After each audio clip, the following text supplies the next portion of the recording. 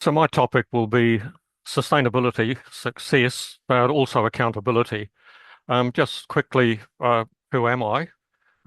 So I'm a Phil Driver based down here in New Zealand.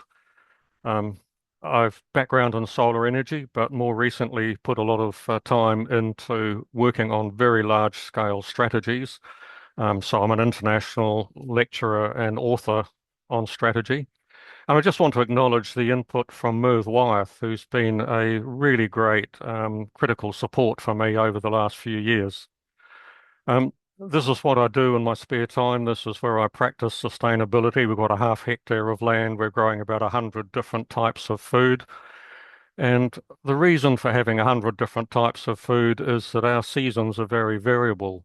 So what I'm hoping for is each season, whether it's wet or cold or dry or hot, at least a third to a half of our what we're growing will survive each year. So we'll have something to eat and to give away. Today, I want to talk about accountability at a large scale, not just individual projects.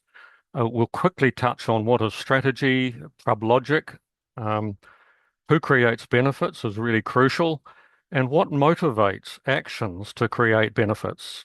I'm going to look at two types of success that I've labeled milestone success and ultimate success.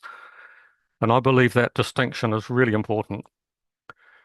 We'll look at what does success look like for the United Nations Sustainable Development Goals and what does accountability look like in terms of success.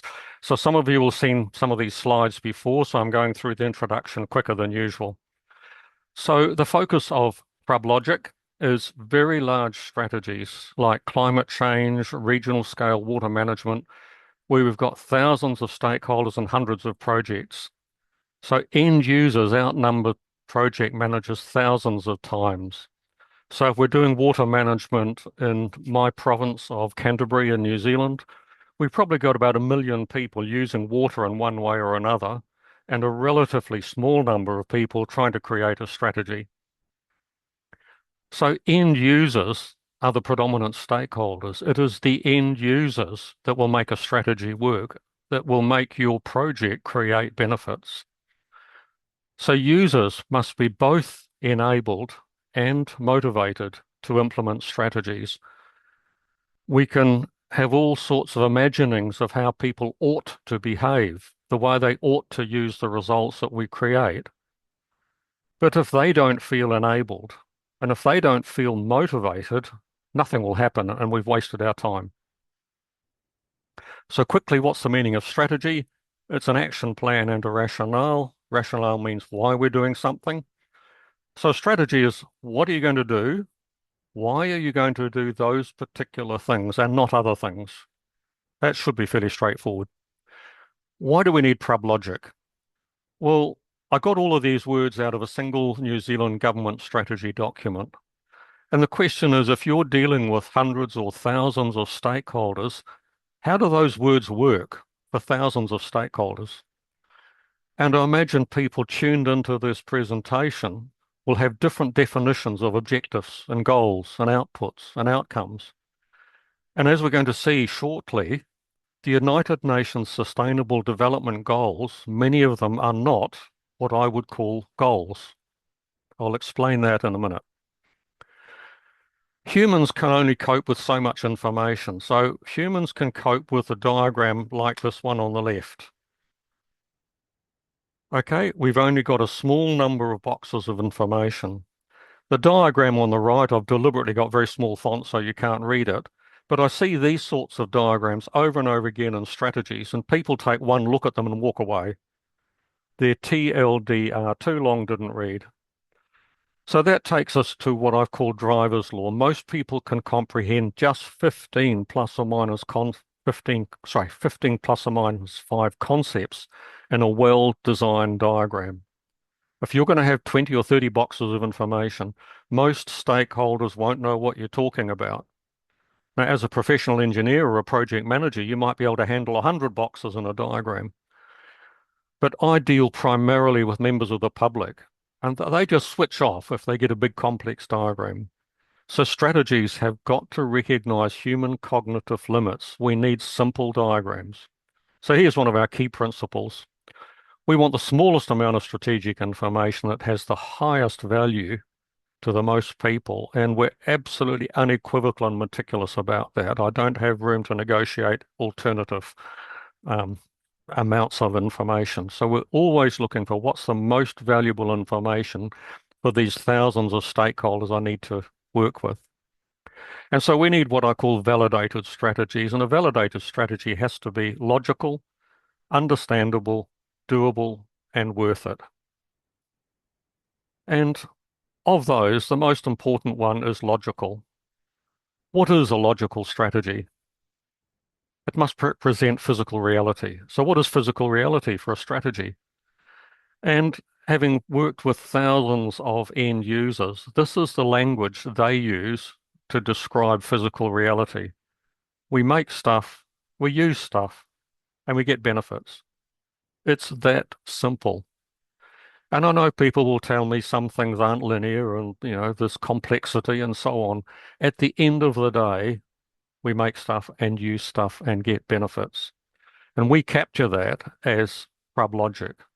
Projects create results that are used to create benefits. That's PrubLogic. And it represents physical reality. And I haven't found any strategic environment or project that doesn't meet those 4 words, or that can't be handled with those 4 words. So let's look at that in a little bit more detail. Projects create results. Uses of the results create benefits. And you'll notice that I don't have an arrow between results and uses. Results cannot make uses happen. Results cannot realize uses. Results cannot realize benefits. What can results do? Results can enable and catalyze uses. That is all they can do. So whatever project you're running, you create results. If you create the right result, it will enable a use. And if those uses are the right results, they will create benefits that motivate the uses. So what you see on the screen there is the core of PrubLogic.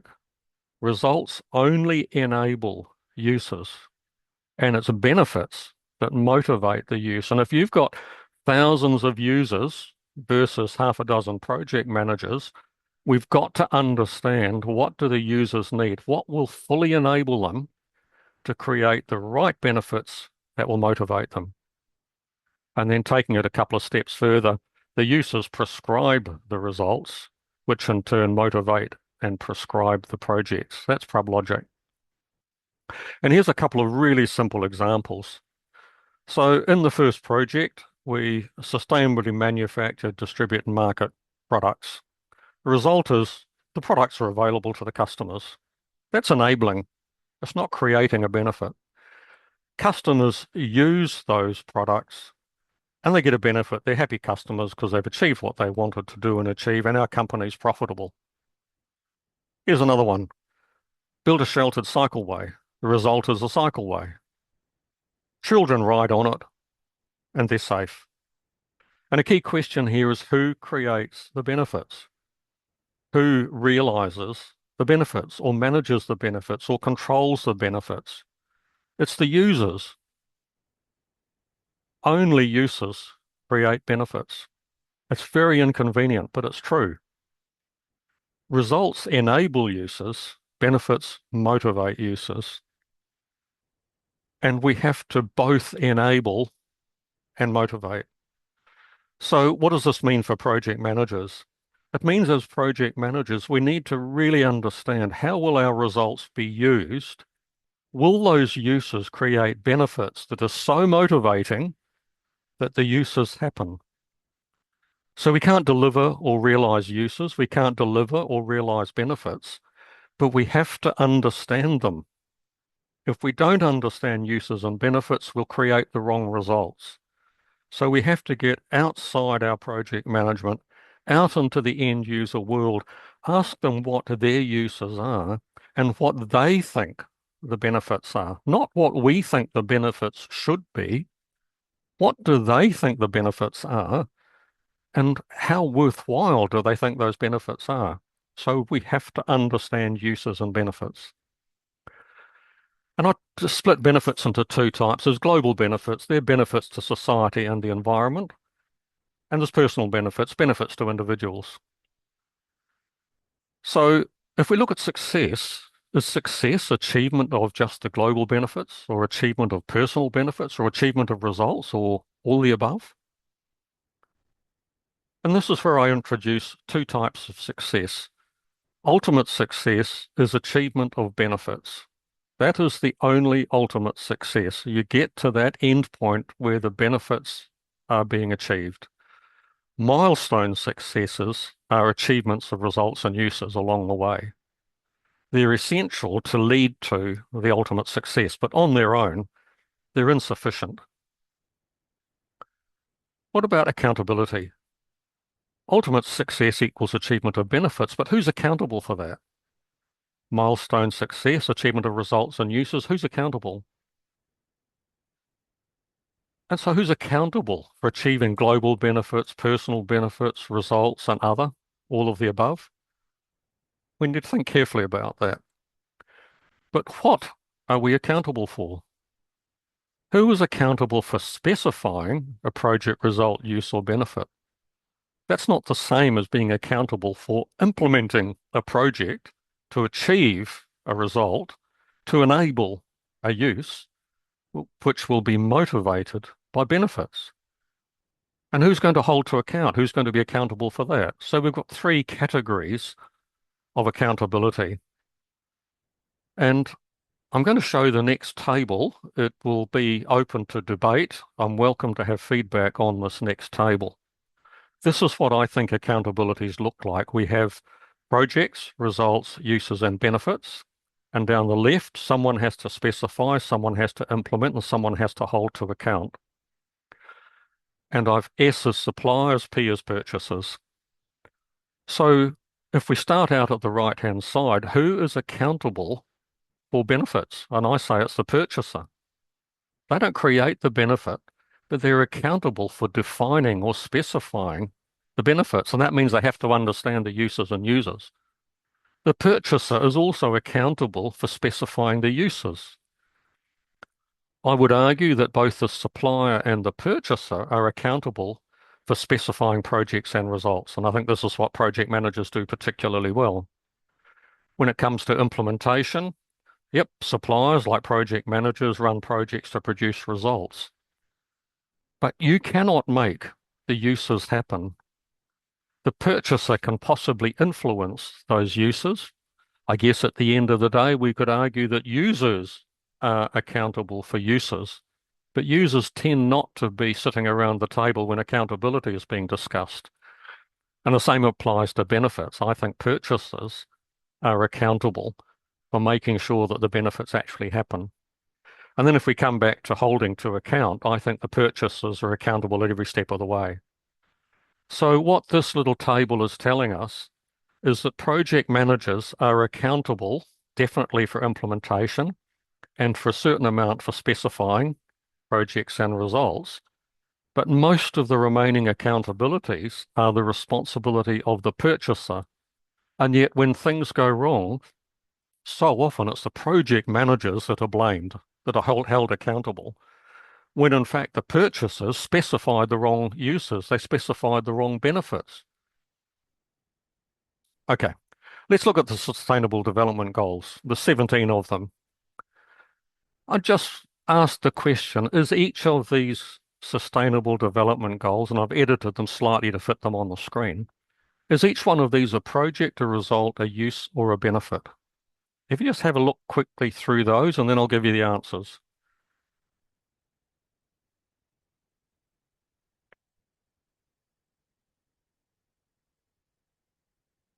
Okay, here's my answers. People living with their basic needs met, they're living, that's a use. They're eating healthy, that's a use. People have improved health and well-being, that's a benefit. Quality education is available and accessible. It's not necessarily being used, it's just available and accessible, that's a result. People are living free from gender inequality, that's a use, and clean water is available, that's a result. Goods and services are being produced sustainably, that's a project. So what is the real meaning of goals? in the United Nations Sustainable Development Goals. We don't use the word goal. It is misused in so many different ways. I think if the Sustainable Development PRUBs would be a much better way of doing it, so we knew which ones were projects, results, uses, and benefits.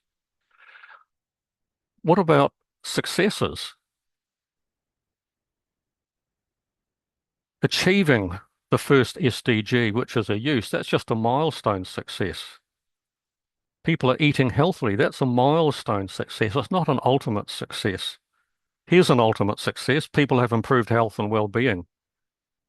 And these others are milestone successes. So most of the UN SDG so-called goals, they describe milestone successes, not ultimate benefits. So who's accountable for these? So people living with their basic needs met, that's got to be the responsibility of the purchasers. Same with people who are eating healthily, improved health and well-being. Here's one where I think project managers can be accountable for making the water available. Goods and services produced sustainably. There's an accountability for project managers. So let's look at the water UN SDG number 6. We're looking at things like this, water treatment or water storage tanks or water being available to people in various forms. So if I was facilitating UN SDG 6, the first thing I would do would be to create a high-level PRUB strategy. So here's the goal in the middle, clean water is available. And I would say, therefore, we need projects around building a water supply system. We need to infer that people are consuming water, and we can infer that people are therefore healthy. So that's a very high level. That's the first step, to get a feel for what does this goal mean. And so I always start with uses and benefits. People are wanting to sustainably consume water, so that gives us healthier people, but also the environment is healthy due to sustainable consumption of water. And this harks back to some of the things Joe was and Hugo was saying. We must take the environment into account. So if we start there, what's the next step? The next step is to say, well, we've got to find some water. So the first project is find water, get a consent to use it. That leads back to a second project. So here you will see this consent doesn't enable water to be used. It feeds back or is adopted by a project to build a water treatment system. Here's our water treatment system, but hey, it's going to have some negative impacts. Can we avoid or mitigate them? And I'm not going to try and give the answers at this stage because there are further projects. We've got to actually get the water to the people. So now we need build projects to build infrastructure, distribute it. Now the water's available and people can use it. But we might decide that, sorry, I'll just go back a slide here.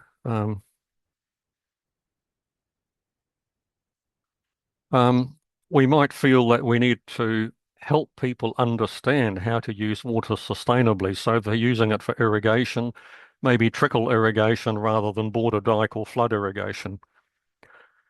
And we might decide further this needs to be some sort of control on the water, so install water consumption meters. And then maybe further, we want to help people install their own water systems, rainwater tanks, and so on. So now we have a PRUB strategy around UN SDG 6, which is this little box up here. But UN SDG 6 on its own is not enough. We need a full PRUB strategy. So what does success look like now? If we just focused on success that water is available, is that enough? Don't we need water to actually be being used sustainably and people are healthier as a result and the environment is healthier? So the question is, who's going to specify, implement and hold to account every one of these boxes? So there are actually 54 accountabilities. There's 18 projects, results, uses, and benefits, each with 3 categories of accountability: specify, implement, and hold to account. So Joe and Hugo talked about who else needs to be in the room. It's not just the people who are making the water available. It's the people who are going to use the water. It's the people who are going to obtain consents to get the water. It's the people who are going to build the systems. It's the people who are going to provide education on how to use water. So as I agree with Joe and Hugo, we have to get everybody in the room on day one. And we absolutely have to listen to these people here. They're consuming water. What do they need? What will enable them to consume water? And will these benefits motivate them? And I would cautiously suggest that quite a lot of these benefits won't motivate a lot of people.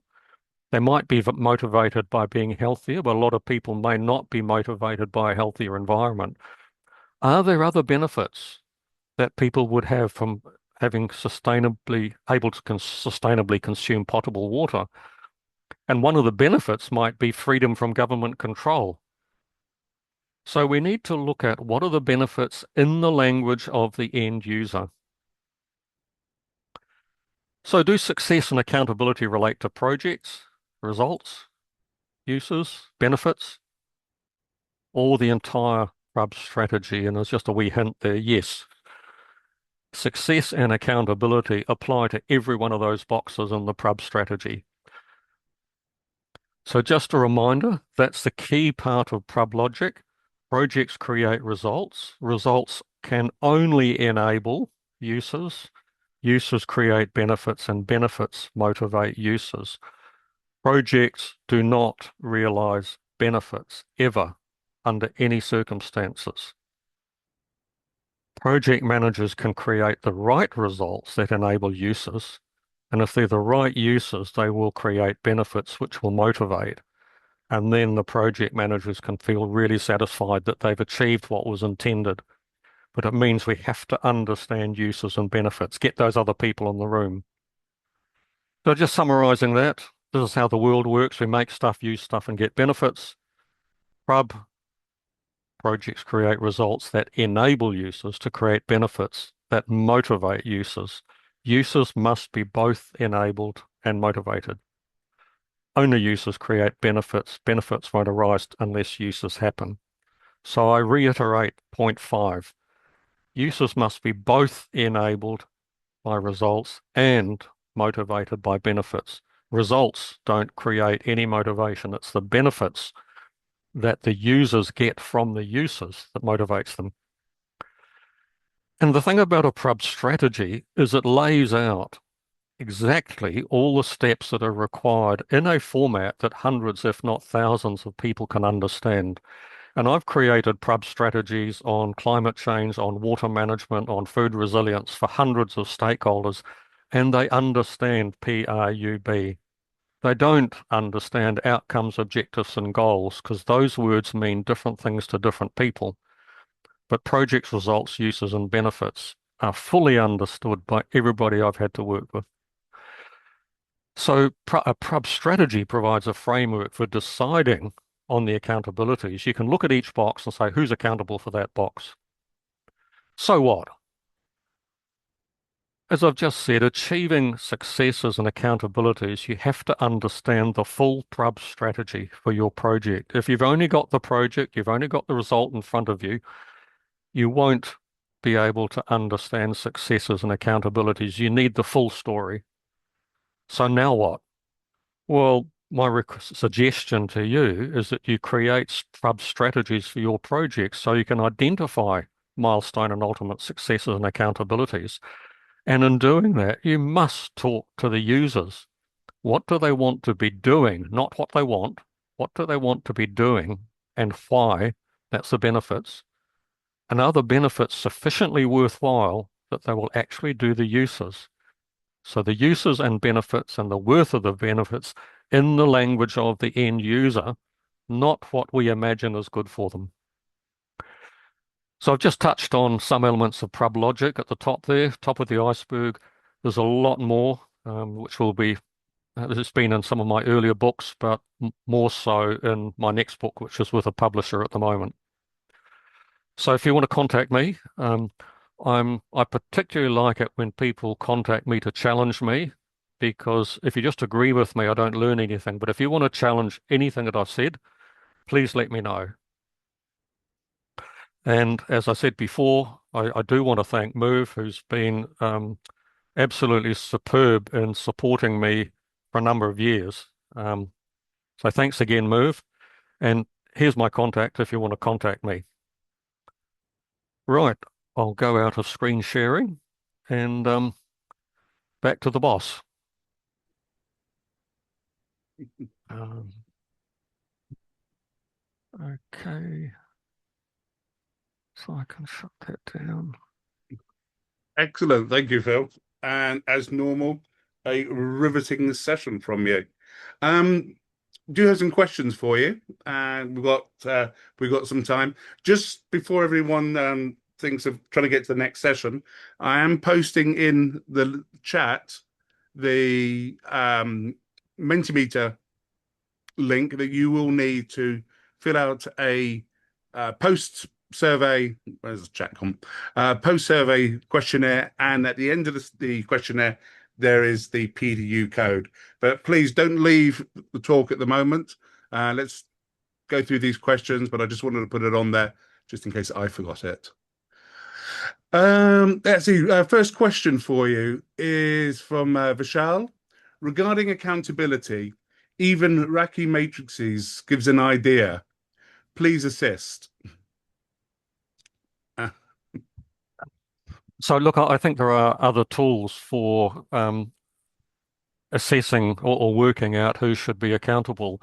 What I've tried to do with ProbLogic is directly link it to the sequence of project result use benefit, and in a format that the man in the street can understand.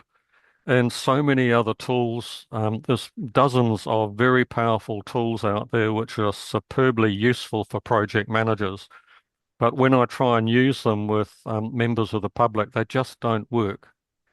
So we have to go back to the human cognitive limits of 15 plus or minus 5 ideas in a good diagram, or Miller's law that says verbally or mentally people can only handle 7 plus or minus 2 ideas. And I think that's optimistic. I think people can only handle 3 ideas.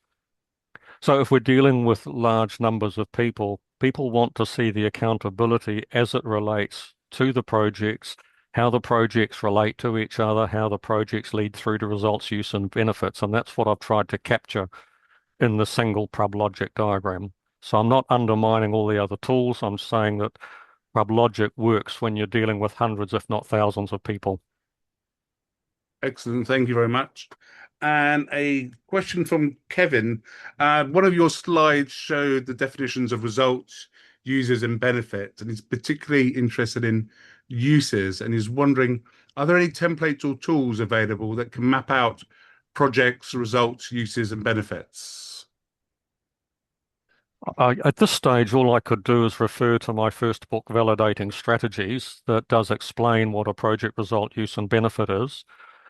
I wish I could give you a link to my new book, but I've been told by the publisher it probably won't come out till late this year or early next year. It takes a long time. They publish around 10 books per day. So my new book would spell that out. But look, you go back to that first book, Validating Strategies. It's got a glossary at the back that defines exactly what projects, results, uses, and benefits are. Excellent. Thank you very much. Sorry, could I just Yeah, follow of on course. with that? Chapter 3 of the book also um, has a discussion of all the many other words that are often used, like objectives and goals, and words like ensure and manage. And it pulls all those words apart and demonstrates that most of them are very, very difficult for members of the public to use. They're great for project managers. But if I ask project managers, do objectives contribute to goals or do goals contribute to objectives? The people I'm talking to split roughly a third, a third. Goals contribute to objectives. No, no, objectives contribute to goals. No, no, they're both the same. And so if professionals can't agree on those words, and then you throw in out the words like outcomes and outputs or impacts, you totally lose it with members of the public. So what Yeah, I've tried to do with ProbLogic is every word in ProbLogic has one meaning and one meaning only, and it's the meaning that is in common use with the public. Back to you. Thanks. great. Well, thank you, Phil. I don't see any further questions. Anyone have anything they'd like to ask Phil? Oh, another one's popped up. it seems to me that in the link between results and uses, it's human behavior. Is that correct? Yes. Uh, People will use something where the use gives them a benefit. If they don't get a benefit, they won't use it. It's as simple as that. And in in our company, we ban the use of words like manage, control, deliver, all of those words that imply that the project manager has some control over the user. We accept we have zero control. We have influence, and if we create a result that they want to use because they get a benefit, everything works out really, Mm. really well. But it comes down to understanding what is it that those users want to do, not what they want. Don't ask them what do you want. They'll tell you what they think you can give them. And a classic example is you say to people, what do you want? They'll say, I want a swimming pool. And so I will then say, well, tell me about your favorite swimming experience. And they say things like, oh, as a kid, we used to swim at the beach or in the Yeah. river up at the gorge. And so what they really want is a clean river and a clean beach, not a swimming pool. So can I encourage all project managers, never, ever, ever ask end users, what do you want? Because they will tell you what they think you can give them. Always ask them, what do you want to do and why? What's your uses and the benefits and the worth of those benefits in your words and what's it worth to you, not what do I think it should be worth? Yeah, quite a Okay, powerful twist on a normal question. okay. Well, thank you very much, Phil. I really appreciate you making your time, and especially with the time difference. Uh, That's no problem. I really appreciate that. Um, if you could all just give Phil a thumbs up, that would be great. And